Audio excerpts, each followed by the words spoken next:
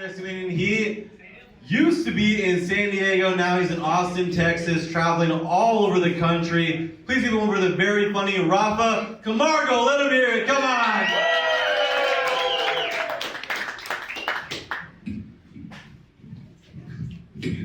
Dude, how hard did you need to put this fucking thing in here?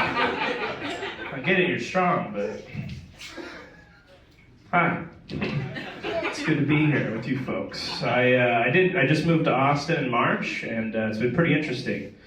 One of the first shows that I did in Austin when I got out there, I was doing a joke about how I just became an American citizen 2 years ago, which is true. And I thought, just for fun, does anyone from the audience want to yell out where you think I'm from? And this lady in the back was like, Jew! Totally missed the question. I was like, can you show it to me on a map? So it's good to be back in California for a weekend. I'm not Jewish, I am Brazilian, that's the country that I was born in, and when I was born, my mom was not cool with the doctors touching me at all for any reason, so I wasn't circumcised. And then I moved to America, and you guys seem to be oddly weirded out by foreskin for whatever fucking reason. Yeah, I went to the doctor when I was 8, and the doctor told my mom, like, hey, you should probably circumcise your kid for cleaning purposes. My mom was like, yeah, knock yourself out. So I was circumcised at 8. The dudes are looking at me like I fought in Nam. Yeah, we lost a lot of good skin out there that day, boys. But I get it, right? She had good reasons, you know? She wanted me to be a happy, healthy boy. That I get. What I thought was weird is that when I woke up from surgery, my whole family had flown out from Brazil to see my dick heal. You know how many birthdays and Christmases they miss? But they're like, dude, he's getting dick surgery. Let's get tickets tonight. We should be there. How fun would that be when he wakes up, huh? Surprise. Yeah, every 45 minutes, doctors were coming up to look at my wiener, and my grandma was in the back like, parece que a tortuga saiu, eh? Which in Portuguese, that means the turtle has left its shell. Pretty awkward. Yeah, it really happened. That's the story of my life, man. I was in the 4th grade. Yeah, I missed a month and a half of school, and I went back, and all the kids were like, dude, where have you been? Then I got kicked out of show and tell. And if you got weird on that one, it's not like I went back now and was like, look what happened to me when I was your age. That would be weird. Yeah, man. I'm working on it, though. You know, I just started going to therapy as an adult. Always white women, yeah. Tight. I always gotta wait. There's always one that's always like, good for you.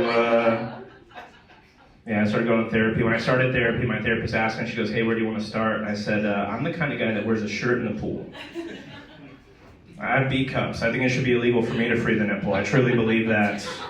I'm fat, dude. You know what I mean? But she was like, why do you feel the need to do that? And I told her about this thing I used to do when I was a kid. Maybe some of you can relate, but when I was a kid and I'd go on family vacations, I'd put my Walkman headphones on, but I'd leave the volume down so I could hear my whole family talking shit about each other. Right. So I was on a family vacation, I had my Walkman headphones on, I had the volume turned down, and I overheard my grandma tell everyone in the car that if I didn't outgrow my man boobs, we would just surgically remove them. Yeah, I was 11. So I was like, wow, they're really embarrassed by this. I should keep it covered forever. And my therapist was like, dude, that's why you wear the shirt in the pool. And I was like, this is the best $200 I've spent in a long time. But it got me thinking, right? Imagine if they had done that to me. The way that society and gender has evolved in the last 20 years, would I just be out at a pool party and someone would see the scars and come up to me and be like, wow, with the beard and everything, good for you. Right? And I have to be like, no, I've been a man my whole life. And they'd be like, you sure have. Yes, you have. It's an awkward conversation I don't want to have. It feels like stolen valor, and I'm not that brave, you know what I mean? Yeah, man. It's good, though. I did become an American citizen 2 years ago, and I don't know, it was tough. It was like the immigration process was really tough for me. I almost didn't make it into this country because I had an arrest on my record from when I was 22 years old. Anyone ever been arrested in here? No, just the best citizens of San Luis Obispo in the room tonight? At the underground fucking comedy show? Okay. I had to go to a federal building and tell this story to a federal agent. to get into this country. She was like, can you explain why you got arrested when you were 22? And I was like, sure. I was out at a friend's house, and we'd gone out drinking to a brewery, and then he went to drop me off at my mom's apartment complex, and he was like, hey buddy, I have some weed and a bottle if you want to keep partying. I was like, yeah, that sounds like fun. So we were sitting in his car taking shots of Jameson and smoking weed out of a Monster can. Yeah, he didn't have a pipe. He's like, I have this weed, I don't know how we're going to smoke. I was like, dude, I've been in the 8th grade. I can make a pipe out of anything. And I grabbed the Monster can on the passenger side floor, and I poked some holes into it, and we went to town. We got so fucked up, we didn't even realize that the cop had pulled up on us until he put his head through the driver's side window and said, what are you guys doing? And I was mid-hit on the Monster pipe, and it made me laugh, so all the weed went exploding off the top of the Monster can. It's a real waste of a ball. And he asked us for IDs, and as we're handing over IDs, he goes, how do you boys know each other? And I had to look at this cop in the face and say, sir, we met on a Facebook forum for slacklining. And he had no idea what that was. And I tried to explain, I was like, it's where you get this rope and you put it, and he goes, whoa, I don't need to hear the rest of this. I was like, sir, it's not sexual, we have it in the trunk. And he goes, oh, I don't want to see it. I was like, all right, fair, okay. Right? And I asked him, I was like, why'd you roll up on us? And he goes, well, I don't know if you boys know, but this is the #1 hotspot for male prostitution in this town. So that whole slackline thing really didn't help our case up until this point. But then he looked on my ID, he's like, you live here? And I was like, yeah, I do. I always thought those guys were just waiting for the bus. And he goes, oh, there's no bus stop over there. I was like, good to know. Just a bunch of dudes slanging dick outside my mom's house. That's awesome. But he did catch us smoking and drinking, so he pulled us out of the car. We were both being interviewed by separate officers, and 30 minutes went by, and then 2 more squad cars showed up, and that's when I knew I was getting arrested. The new cops went and talked to the old cops, and then a new cop came up to me, and he was like, hey, buddy, how much cocaine have you done tonight? I just smiled, and I said, none. He goes, why are you smiling? And I was like, because officer, this is the first time in my adult life I can honestly tell you I've done 0 cocaine tonight.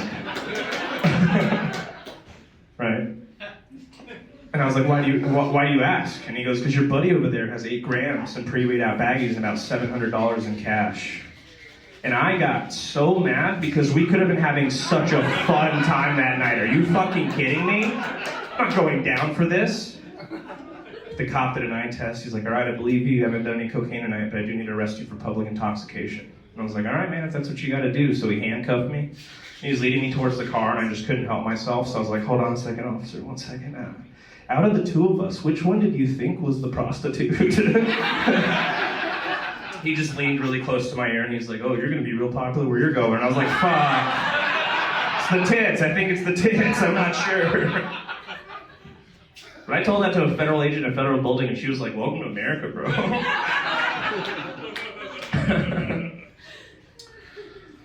All right. I did recently get out of a relationship, which sucks. I'm in that phase where you start to miss that person, right?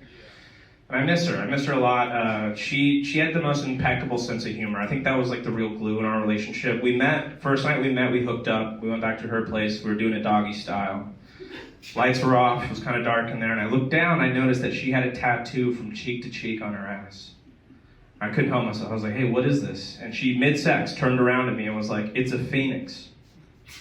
I was like, what? Why? And she was like, you know, rising from the asses. And I was like, that is the hottest thing I've ever heard in bed. I laughed and came in that order. I was like, oh my God, that's awesome. She was the best.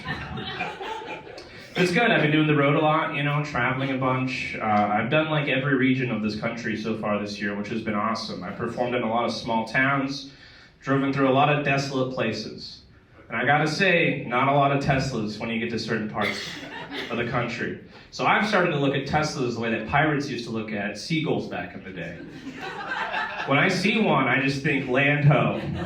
Because I know that I'm within 300 miles at least of good plumbing, electricity, and people with all their teeth.